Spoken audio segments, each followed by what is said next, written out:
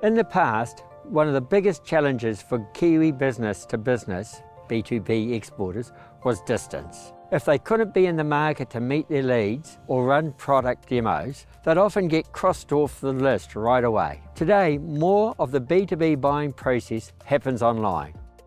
And this represents a big opportunity for New Zealand exporters to be seen as more than just faraway options. B2B decision makers are now more willing to engage digitally. In fact, they want to, and are likely to begin their search for what you offer online first. If you show up online and highlight that you are active in the market and ready to sell and serve customers, you've got a great shot at being considered right alongside local competitors.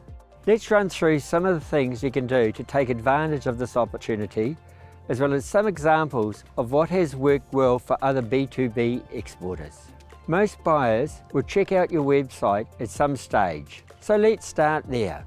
A general check is always a good idea to know the basics like performance, how fast page load, and making sure there aren't broken links.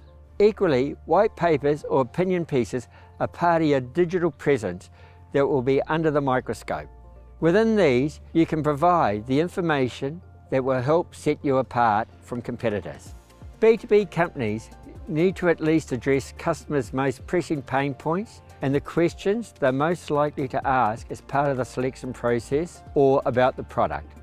We've seen Kiwi exporters use videos of local installations to show they're in the market, create white papers on topics their customers are interested in, and provide high-quality info on their product or service. We've also seen exporters get somebody local to endorse their content and display their client's logo on their website.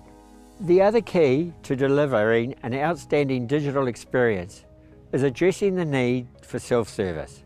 B2B buyers now want to be able to answer some of their own questions quickly, rather than relying on one-to-one engagement with sellers. This is great news for New Zealand B2B exporters who are often in opposite time zones to their leads anyway. So how to ensure your leads can self-serve?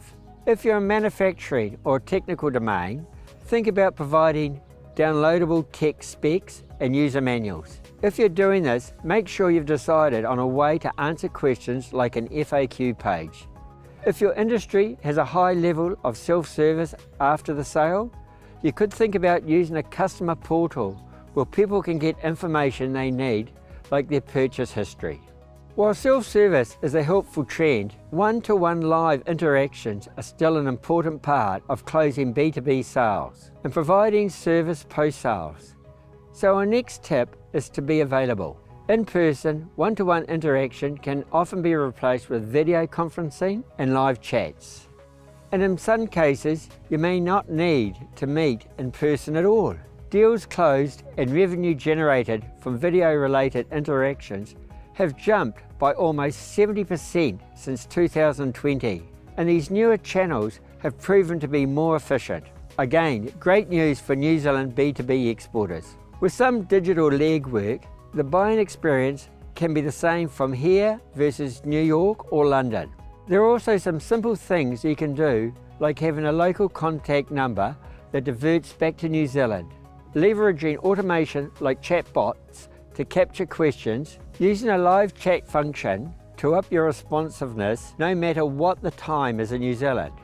You can also play around with hosting virtual product demos or finding digital ways to make your products as real as possible to someone in another market. On the service side, be clever and work with what you've got. One Kiwi exporter has info on their site that says, "For our Australian buyers, email us here and we'll get back to you before you're back at your desk." Now, there's nothing wrong with remote service and support if that's all you can do. And making it clear what the expectation is will go a long way. To sum this up, take a critical lens to look at your digital footprint and see how it compares to others in the market. Invest in making yourself contactable. There are plenty of simple ways of doing this, like setting yourself up well for video conferencing or implementing a live chat capability.